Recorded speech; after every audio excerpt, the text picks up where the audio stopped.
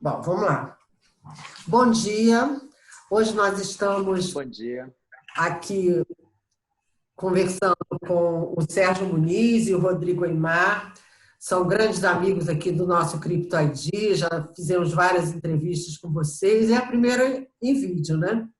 O Sérgio Muniz, ele é diretor do time de vendas de gestão de identidades e acesso da Thales Protection. O Rodrigo Aimar é engenheiro de venda sênior. Primeiro, eu queria agradecer muito vocês estarem participando aqui com a gente dessa entrevista. E eu queria perguntar para o Sérgio o que é essa divisão da Thales? Você podia falar um pouquinho? Posso sim. Na verdade, também agradecer o espaço com vocês. Prazer é nosso. E a gente tem uma divisão dentro da Thales, que é a divisão Thales Cloud Protection and Licensing. Na verdade, é uma linha de negócio dentro do que no passado era a Gemalto, que foi adquirida pela Thales. A Gemalto hoje é uma divisão, é uma unidade de negócio dentro da Thales que cuida de toda a segurança digital dos negócios da Thales, toda a oferta de segurança digital dentro da Thales, ela está dentro de uma unidade de negócio chamada Thales Digital Identity and Security. E dentro dessa unidade de negócios, como nós também fazemos parte junto com outro negócio oriundo da Thales chamado Thales Security, a gente tinha uma divisão de cibersegurança, que era Enterprise and Cybersecurity, dentro da mesma Gemalto. Com toda a incorporação que se deu há um ano, a compra foi confirmada, a integração ocorreu no dia 2 de abril do ano passado. A gente formou uma nova linha de negócio dentro dessa divisão na Thales, que se chama Cloud Protection, voltada para todo o contexto de segurança na nuvem dos nossos clientes. A gente tem todo um legado de soluções, que são soluções on-premise, são soluções que a gente continua instalando softwares em alguns servidores ou data centers dos nossos clientes. Esse é um legado muito forte. Na nossa divisão, por exemplo, a gente tem um legado fortíssimo na parte de autenticação. Se a gente for olhar o que era o Magic Quadrant de autenticação que existia no passado, a gente tem muito bem posicionado tanto a Gemalto como a Thales. E esse mundo de autenticação ele evoluiu ao longo do tempo para o que a gente chama hoje que é a gestão de acesso. E a gestão de acesso é uma dessas divisões dentro da nossa linha de negócio Thales Cloud Protection. Então, isso que eu queria te falar também. A gestão de acessos é uma coisa que já está no DNA da Thales há muito tempo, né? Sim. Só que agora, com o que a gente está vivendo mundialmente da Covid-19, está se mostrando, que as pessoas estão entendendo o quão importante é fazer a gestão de acessos, né, em função da nuvem, né, que está todo mundo usando já, mesmo quem já que usa está usando, e também dessa coisa do trabalho remoto, né? Quão importante é nesse momento a gestão de acessos? Você tocou dois pontos super importantes, Regina. Vamos falar do que é essa história, do que é essa trajetória. A gente vinha muito forte, como eu falei, do mundo de autenticação e na história recente isso foi transformado num contexto, numa oferta para a gestão de acesso e que é um contexto totalmente voltado e que a gente preparou desde o início com todo o nosso investimento em pesquisa e desenvolvimento, que vocês conhecem, os números, principalmente desde da época passada, mas hoje em dia na Thales isso é extremamente robusto. Todo o investimento foi feito voltado para o contexto de nuvem. Desde soluções, e as soluções que estão mais à frente no nosso roadmap, que são estratégicas, são soluções as a service, são soluções na nossa nuvem, e voltadas para o contexto de nuvem dos nossos clientes. Não só nuvem, voltado para o ecossistema híbrido, onde todos os nossos clientes têm aplicações críticas na nuvem e têm aplicações legadas e muitas soluções em servidores, em data centers. Quando a gente pega um contexto atual, e o contexto atual existem duas variáveis extremamente importantes. Nuvem, como você comentou, nuvem já é uma realidade. a gente se depara com algumas situações que são interessantes junto com alguns clientes. Quando a gente começa a fazer alguns questionamentos, a primeira, muitas vezes, não é a imensa maioria, mas muitas vezes alguns clientes nos dizem: não, mas eu ainda não estou na nuvem. Eu quero uma solução para a minha VPN, vocês tinham aquela solução de autenticação, como é que isso evoluiu? E eu não tenho nuvem, não estou preparado para a nuvem ainda. E a gente evolui na conversa e daqui a pouco a gente pergunta: mas vocês já migraram um servidor de e-mail? E aqui eu posso citar exemplos que são públicos, que muita gente conhece. Então, não, já saí do Outlook, estou no 365. Meu pessoal de vendas usa Salesforce. Meu pessoal de Já está RH todo usa mundo na Workday. nuvem. Hum. Todas essas soluções, essas aplicações estão na nuvem. E, por exemplo, num contexto de nuvem, eu não preciso acessar os sistemas da companhia e depois ser redirecionado para elas. A nuvem não é só o contexto das nuvens públicas, que muitos clientes têm usado, mas alguns ainda estão engatinhando nessa etapa. Mas todas essas aplicações com esse contexto na nuvem já demonstram que o perímetro mudou. Quando o perímetro muda, a gente se depara com, e a gente viveu isso dentro da empresa, com um contexto em que muitas soluções ou muitos clientes que já usam soluções de gestão de acesso, que vêm do passado, como o nosso, com soluções nossas do passado, são soluções que foram concebidas para um contexto antes da nuvem. A proteção, o perímetro era minha sala de servidores, meu espaço lógico muito similar ao físico, ou um data center meu ou que eu contratei. Então, o perímetro, a fronteira para os sistemas da companhia, ela estava muito bem desenhada. Quando a gente passa para um contexto de nuvem, que é um contexto inevitável, que é um contexto que está acontecendo, como a gente citou com alguns exemplos, não são só as nuvens públicas, esse perímetro já deixa de existir. Você já não consegue definir como funciona esse perímetro. Então, as soluções do passado, muito provavelmente, na imensa maioria dos casos, e por isso também a gente conversa sobre a nossa oferta para um caso, que era o caso do passado, voltado para a autenticação e para o contexto atual, que é um contexto que a gente tem que pensar mais em gestão de acesso. Uhum. Ele está preparado exatamente para esse ecossistema híbrido, para ter um controle de acesso efetivo, tanto para as aplicações que estão na nuvem, quanto para as aplicações legadas, isso de uma forma consolidada, centralizada. E a gente tem um outro contexto atual, que é o segundo que você mencionou, que é o contexto de contingência que a gente está vivendo atualmente, que teve um crescimento exponencial na demanda por acesso remoto. E esse acesso remoto precisa ser feito de forma segura. Quando a gente soma isso com esse contexto de muitas aplicações na nuvem, que muitos funcionários estão tentando acessar remotamente, a gente tem uma combinação que gera uma preocupação em relação a vulnerabilidades muito forte em toda a área de segurança, área de TI das empresas. Bom, pelo que eu estou entendendo, então, essa estratégia de controle de invasões, enfim, por perímetro, é uma coisa ultrapassada, né? Porque o perímetro mudou. Na verdade, você está tentando controlar o perímetro, mas a definição e o conceito de perímetro muda. E a gente vê isso claramente conversando com os clientes. E o Rodrigo, quais seriam os elementos assim básicos que para esse controle de acesso hoje, nessa estrutura atual? Porque a estratégia nas empresas tem que ser atualizada, né? Mudou. Exatamente isso que a gente está comentando, né? O que o Sérgio comentou, o que você comentou. Como a estratégia está mudando e a identidade digital lá não está dentro só de um perímetro, que aí dentro do perímetro você tem várias soluções que você protege por firewall, enfim, que já é bem conhecido no mercado. Hoje a ID do usuário, a identidade dele, ela circula pela internet inteira. Então imagina você acessando um Salesforce, acessando alguma outra aplicação na nuvem, como por exemplo o Office 365. Então, essas aplicações, elas ficam na rede. Então, por isso que você tem que ter uma gestão, em primeiro lugar, você tem que ter uma política de acesso a essas aplicações.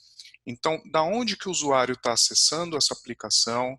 É de uma rede interna? qual que é a localização que ele está, qual que é o dispositivo que ele está acessando essa aplicação, ou seja, é de um computador, ou pode ser também, muitas vezes, de um dispositivo móvel, porque esse também é um outro ponto bem interessante. Hoje, a nossa ID, ela não se fica somente no nosso computador. Muitas das aplicações a gente também acessa por tablet, acessa por um celular, e também muitas vezes não é um celular muitas vezes gerenciado pela própria empresa. Muitas vezes é o celular do próprio funcionário que ele, por fim, quer comprar algum dispositivo que ele deseja. Então, em primeiro lugar, você tem que gerenciar da onde que vem essa autenticação para sua aplicação, ou seja, de que lugar, de que dispositivo. Depois que você faz esse filtro, que aí é de acordo com a regra do seu negócio, regra de legislações, como por exemplo LGPD, PCI, depois que você faz esse filtro, você vai autorizar, você vai negar, ou você vai elevar a segurança da aplicação, incluindo o quê? Um duplo fator de autenticação. Aí seria o segundo ponto de segurança que a gente comenta, que seria o duplo fator de autenticação. Quando a gente fala de duplo fator de autenticação, é importante que a solução ela tenha uma vasta gama de soluções de autenticadores, Regina. E eu digo isso por quê? Porque cada um é um caso de uso. Por exemplo, nós trabalhamos na área de vendas, então é muito simples a gente ter um telefone corporativo onde a gente possa instalar esse duplo fator de autenticação no nosso telefone. Entretanto, quando a gente vai para outros tipos de ambiente, muitas vezes tem ambientes restritos, onde você não pode entrar com o telefone, enfim.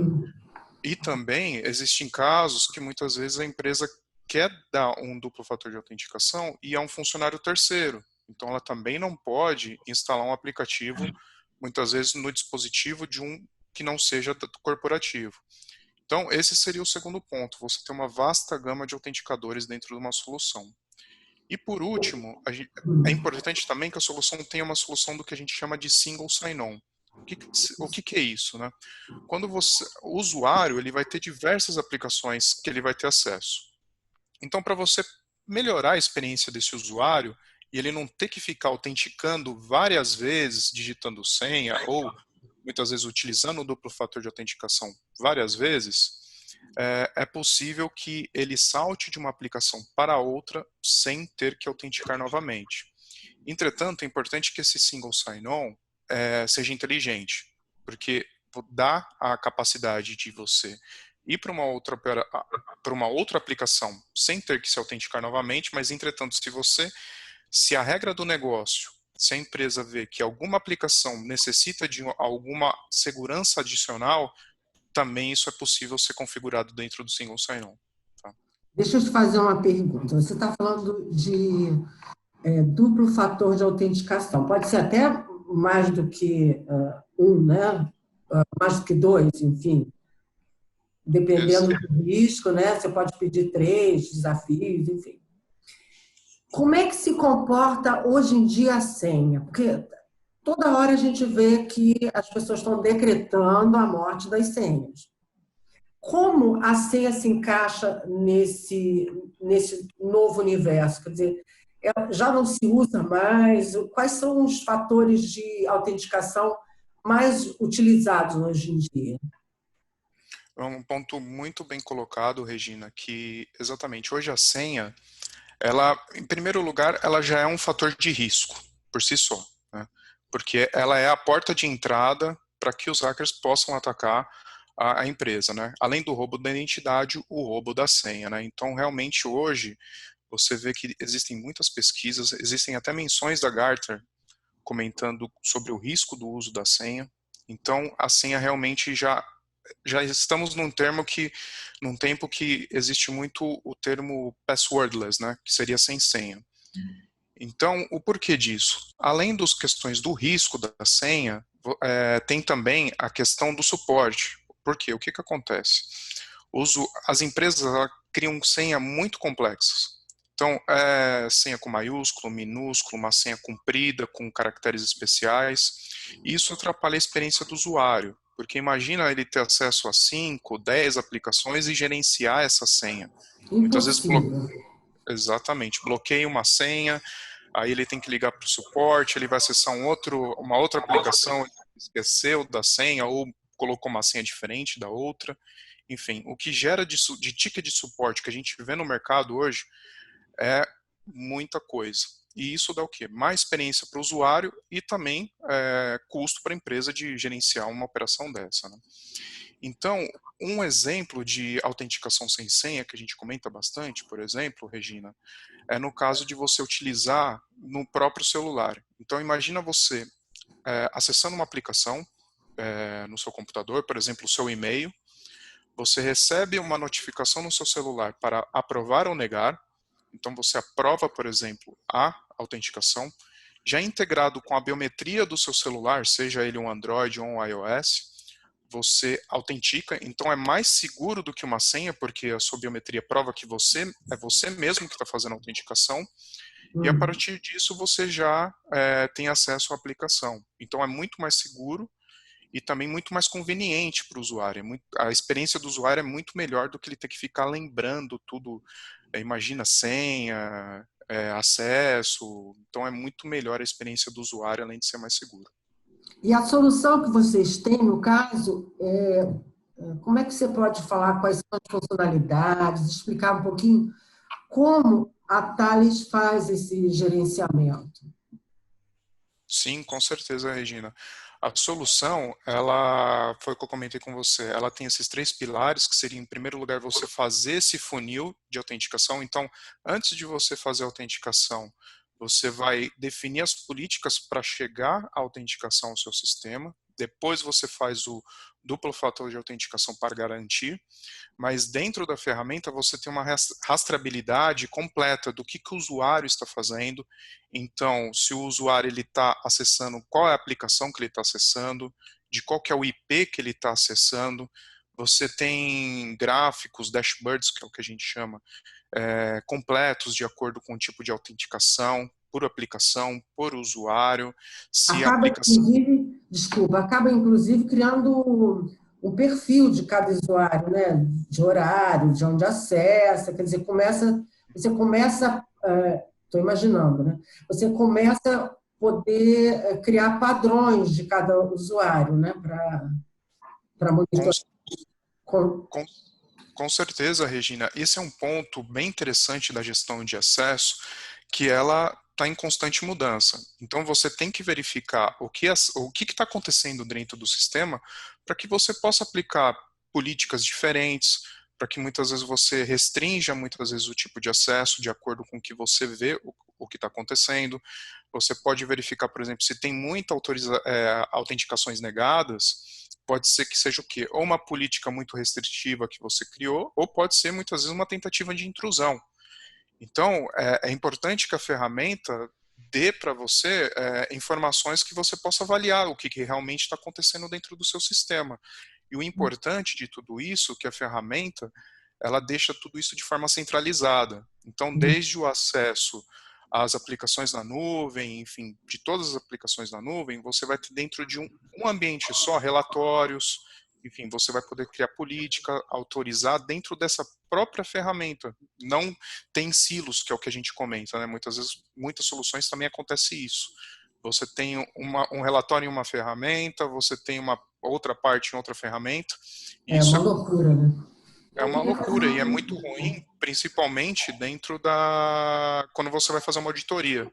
Então, imagina dentro de uma auditoria você pegar relatórios de várias ferramentas, cruzar, enfim, realmente não é o correto e é uma loucura, fica complicado. Abra aí o seu. Eu acho que... Peraí, deixa a Suzana falar, porque quando nós duas falamos juntas... Ela está no mudo agora, tem que alterar. Não, peraí. Porque depois na edição a gente corta. Peraí, deixa eu fazer o meu aqui. Eu posso ir aí. Pronto, tá. Então, vocês falaram bastante sobre o lado da aplicação em si. Agora, olhando para o lado das empresas, principalmente aqui no Brasil, que a gente está vendo em que várias empresas estão correndo em função dessa urgência que aconteceu, de instalação de trabalho remoto de uma hora para outra, em 24, 48 horas, e muitas das empresas, inclusive grandes empresas, não estão preparadas para isso. E qual é o grau de maturidade que vocês veem na empresa brasileira para realmente estar inserido, não de uma forma improvisada, mas de uma forma efetiva, inserir essa cultura de segurança na empresa. Ou seja, você ter realmente políticas, auditoria, controles e uma coisa bem estabelecida. Eu não digo só nas grandes, porque, na realidade, o Brasil, a gente tem empresas, um número reduzido de empresas grandes e muitas empresas de pequeno e médio porte. Como que vocês veem esse cenário? É um excelente ponto.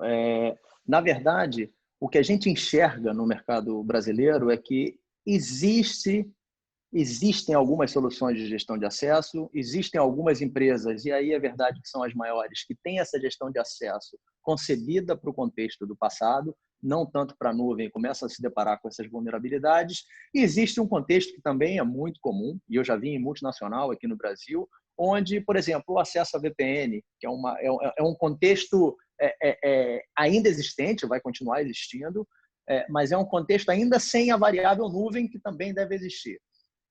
Nesse contexto de VPN, tem muito cliente que é usuário e contrassenha. E a gente se depara com o que o Rodrigo acaba de explicar do conceito passwordless. Quando a gente vai para uma publicação, na verdade é um reporte que a gente fez chamado Access Management Index. Tem algumas pesquisas, alguns resultados de perguntas que a gente fez para muitos clientes ao redor do mundo. A gente vê que 64% desses clientes acreditam que uma autenticação por contexto, que é exatamente esse cenário de que aplicação, qual é a criticidade da aplicação que vai ser acessada, qual é o perfil desse usuário, como a Regina estava questionando o Rodrigo há um tempo atrás, e a gente vai criando essa segmentação que a própria área de segurança dos nossos clientes define essas regras, essas políticas de acesso. Isso é adaptação por contexto. Então, é a granularidade das políticas de acesso para definir se a aplicação é crítica, se o lugar do acesso de onde está sendo acessado é crítico, qual é o perfil desse usuário, que tipo de aplicação ele deveria acessar, quais não. Toda essa combinação de fatores gera o que a gente chama autenticação por contexto. E ela, junto com os diferentes fatores de autenticação, permitem, inclusive, que a gente retire a contrassenha, a senha desse cenário, mais uma vez, dependendo da criticidade, dependendo da maturidade também da companhia em relação a esses acessos. Então, quando a gente combina tudo isso, esse contexto todo, trabalhando em sinergia, ele é algo novo. Mas as empresas brasileiras, de uma forma geral, elas cuidam e elas têm soluções, inclusive, que se complementam com esses 3 pilares do que é a gestão de acesso dentro da nossa oferta, e que eu diria que, para o contexto atual, eu vivi isso com alguns clientes na América Latina que tiveram que crescer rapidamente, ou tiveram que implementar alguma solução muito rapidamente. Existe uma integração já existente de muitas tecnologias com o que é a nossa solução de gestão de acesso. Então, por exemplo, o que os clientes têm? Os clientes têm diretório ativo, os clientes têm uma solução de PAN, os clientes têm uma VPN, às vezes só com usuário e senha, às vezes com o segundo fator. Todas essas soluções são soluções que não conflitam com a gestão de acesso, muito pelo contrário. Elas estão integradas com a nossa gestão de acesso. É um contexto muito plug and play, porque já existem as integrações com a nossa solução, inclusive são integrações que a gente publica, tanto do nosso lado como fabricante, como alguns fabricantes de VPN, de PAN, de diretório ativo. E essa combinação é o que dá essa granularidade e esse contexto que a gente diz até que permite o que o Rodrigo chamou de Smart Single Sign-On. Eu tenho um login único, mas por que ele é inteligente? Porque o login único, se eu conseguir entrar e se eu conseguir a credencial de um funcionário e eu tiver acesso, como um fraudador, a esse login único, eu já estou lá dentro com acesso a todas as aplicações. Quando, na verdade, o que a gente tem na nossa solução, que a gente chama de Single Sign-On inteligente, é essa combinação do Single Sign-On com algumas criticidades, seja de usuário, localização do usuário ou criticidade da aplicação. E mesmo ele estando no Single Sign-On, eu crio uma variável adicional que é pedir um segundo fator ou um terceiro fator, como a Regina comentou, e que pode ser, inclusive, implementada via passwordless quando eu tenho o token no celular e que eu vou validar com a minha biometria, seja através de push, seja através de um login OTP. Então, existe um preparo, sim, a implementação e a mudança do contexto do passado para esse contexto atual de nuvem, com as integrações que existem nas soluções como a nossa, e principalmente com o que a gente vê de vantagem e de número de integrações que existem na nossa solução, é algo que a gente fica muito tranquilo de recomendar uma POC, e logo depois do resultado da POC, imediatamente eles se dão conta, todos os nossos clientes, de como é fácil a integração com muitas dessas tecnologias que a gente estava conversando aqui. Ótimo. O Sérgio, essa solução de gerenciamento de identidades, a gente está falando muito em relação ao uso interno das empresas, mas isso também pode ser utilizado no negócio das empresas? Sim. Eu acho importante só separar dois conceitos que até internamente dentro da Thales a gente tem isso muito bem definido, até porque as demandas futuras são diferentes. Um cenário, que é um cenário que a gente não trabalha na nossa divisão, na nossa área, mas a gente sim trabalha em outra divisão da Thales, que atende soluções muito mais específicas para o mercado bancário. Isso não quer dizer que a gente não atenda o mercado bancário, a gente também atende, mas o caso de uso é o caso de uso de autenticar e cuidar do acesso dos clientes dos bancos ao portal dos bancos, ao online banking, ao mobile banking dos bancos. Esse é um contexto diferente que a gente trata com outro tipo de solução, numa outra divisão, porque as demandas são diferentes. É um cliente bancário acessando uma aplicação financeira. O nosso caso de uso é um caso de uso enterprise, que os bancos também precisam, que é toda a comunidade, não só dos funcionários, mas os terceiros, os parceiros tecnológicos que têm que acessar informação e sistemas dentro das empresas, mesmo bancos. E então, esse uso enterprise, o que ele requer? Essas integrações com essas tecnologias. E, por isso, a nossa solução tem essa característica. E onde mais ela pode ajudar o negócio? Em portais web de alguns segmentos. Eu gosto muito do exemplo de laboratórios que permitem o acesso à internet para você buscar um exame, por exemplo. Hoje tem muito usuário e senha nesse ambiente. Pode claramente, porque você está consultando uma informação que está no sistema da companhia, está no sistema desse laboratório, então pode claramente usar a nossa solução para esse contexto integrado, ou seja, se amplia o que é uma solução que inicialmente começou para os usuários e terceiros, para um portal web de uma empresa de seguro de saúde, de um laboratório médico, de N outras aplicações que permitem, através de um portal web, que seus clientes acessem determinada informação da empresa. Então, se aplica realmente a N outras verticais. LGPD, desculpa, te cortei, mas isso para a LGPD... Sem problemas. Cai como uma luva, né? Porque por os exemplos que você usou agora são de informações sensíveis, né? Que é dado de saúde, enfim. Então, não é só transação financeira, não é, né? É uma coisa que é para resguardar os dados das pessoas, a identidade das pessoas, né? Isso eu achei bem... Perfeito. O contexto de privacidade de dados ele tem que ser cuidado nesse cenário de uma forma bastante alinhada com o que existe já na lei que foi publicada, mas vai ser lançada mais para frente. A gente teve alguns adiamentos, mas que estão sendo, inclusive, avaliados nesse momento.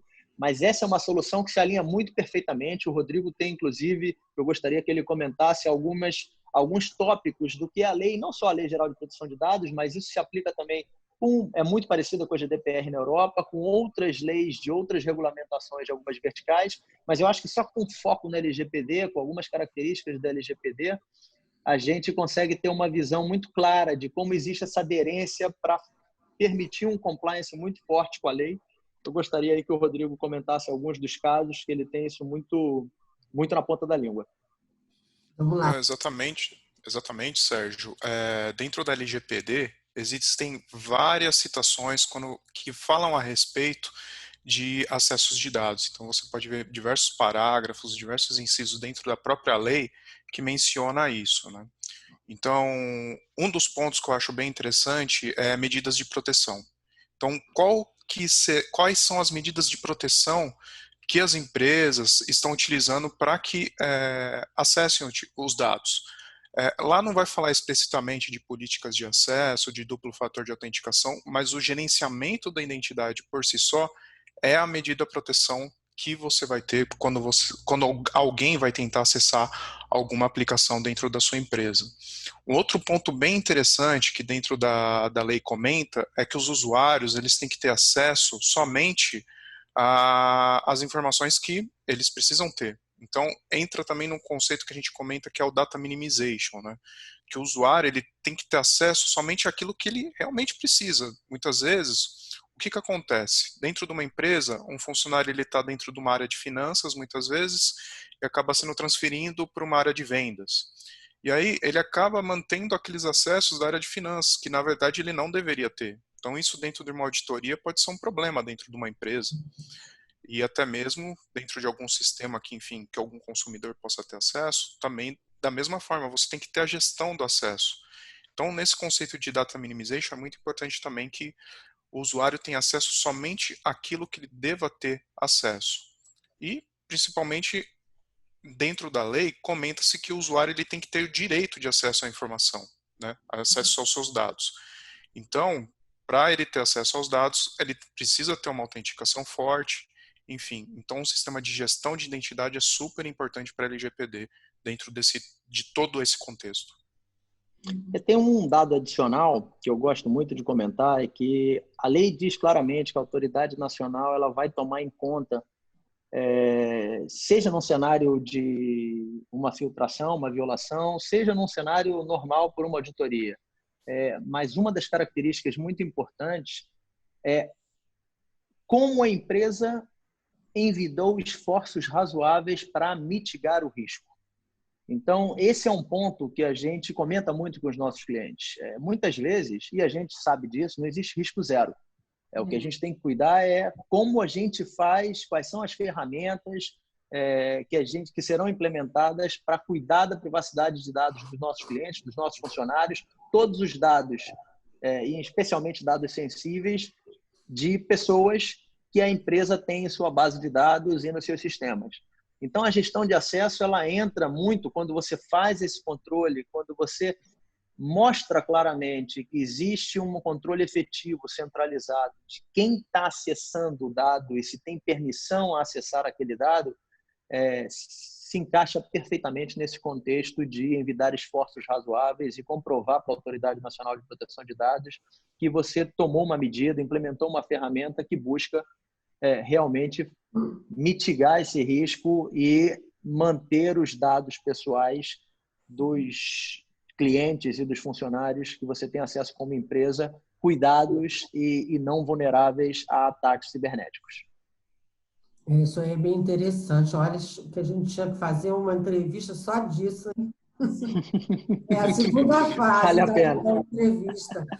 Bom, agora, Rodrigo, eu queria que você falasse um pouquinho sobre o webinar que vai acontecer dia 28 de maio, às 11 horas. Não só sobre o conteúdo, mas você falasse também um pouquinho sobre a audiência. Quem você acha que não pode perder esse webinar? Então, Regina, o webinar vai ser muito importante para a gente entrar um pouco mais em detalhe em tudo isso que a gente conversou hoje. Muito mais além da visão técnica que a gestão de acesso tem, que isso é claro, né? Mas muito mais da parte de negócios também. Então, desde um CISO ou, enfim, a alta gerência, um board, por exemplo, é necessário que atenda esse webinar para que tenha uma noção completa do que de como gerenciar corretamente a identidade dos usuários. Porque, como a gente comentou, existem legislações em vigor, enfim, tudo isso, e é importante para o negócio que eles estejam de acordo e a gestão de identidade habilita o negócio também para que tenha acesso às informações. Ok, a gente tem uma visão, a gente fica aqui de uma janela, né? Eu e Suzana, em relação ao CryptoID, em função do CryptoID, e a gente acompanha muito a vida das empresas. Então, a gente está sentindo que tem hoje uma divisão muito clara das empresas que estavam preparadas para operar de modo remoto, com segurança, com controle de acessos de identidades, enfim, e as empresas que não estavam preparadas. E a gente fala, às vezes, são grandes empresas que não estavam preparadas. Sérgio, como é que você vê, qual é a sua expectativa em relação ao cuidado com a segurança daqui para frente, porque existe uma nova forma. Eu acho que está chegando, não só na área de tecnologia, de pessoas que lidam direto com a segurança da informação, mas isso está interferindo diretamente nos negócios e até na sobrevivência das empresas. Como é que você vê daqui para frente o mercado? Está se acentuando bastante essa preocupação. A gente tem visto nos últimos anos que é uma preocupação do board das empresas já, principalmente pelo contexto de nuvem, já vinha sendo um dos tópicos relevantes em muitos boards ao redor do mundo. Então, é algo que está no mindset do C-Level. Eu acho que o contexto atual só acelerou esse processo. E principalmente quando a gente pensa em América Latina, em Brasil, que a gente vem muitas vezes para esse tipo de política alguns meses ou alguns anos depois dos mercados maduros, o que é comum nas diversas tecnologias, a gente se depara com esse cenário. Mas eu acho que esse contexto acelerou bastante. Então, o fato de termos todas as pessoas, os funcionários, de uma forma geral, trabalhando remotamente, acessando os sistemas remotamente, demonstram aí uma clara preocupação com o contexto de maior vulnerabilidade desse acesso remoto, que antes ele era restrito a certos usuários e que agora se acentuou. A gente volta a dizer, a gente viu isso muito claramente em alguns clientes nossos, logo no início, mês de março, iniciozinho de abril, teve uma demanda muito alta, ou para implementar ou para crescer uma solução nossa já implantada.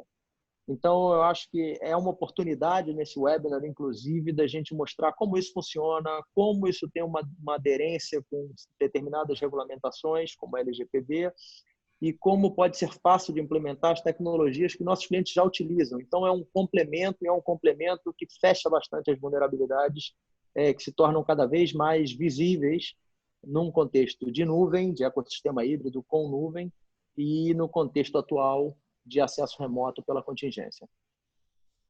Ok, muito obrigada. Você não quer se despedir, Suzana? Muito obrigada a vocês pela... Peraí. Muito obrigada a vocês pela disponibilidade.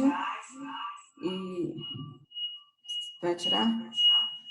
Vou tentar, um minutinho. Pronto.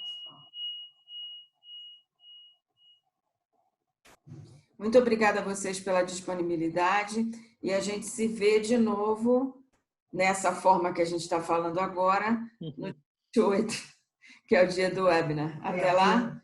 Maravilha, será um prazer. Obrigado. Vai estar sempre botando novidades sobre vocês. Até logo. Lá. Muito obrigado. Tchau. Até a próxima. Muito obrigada. Tchau. Bom fim de semana.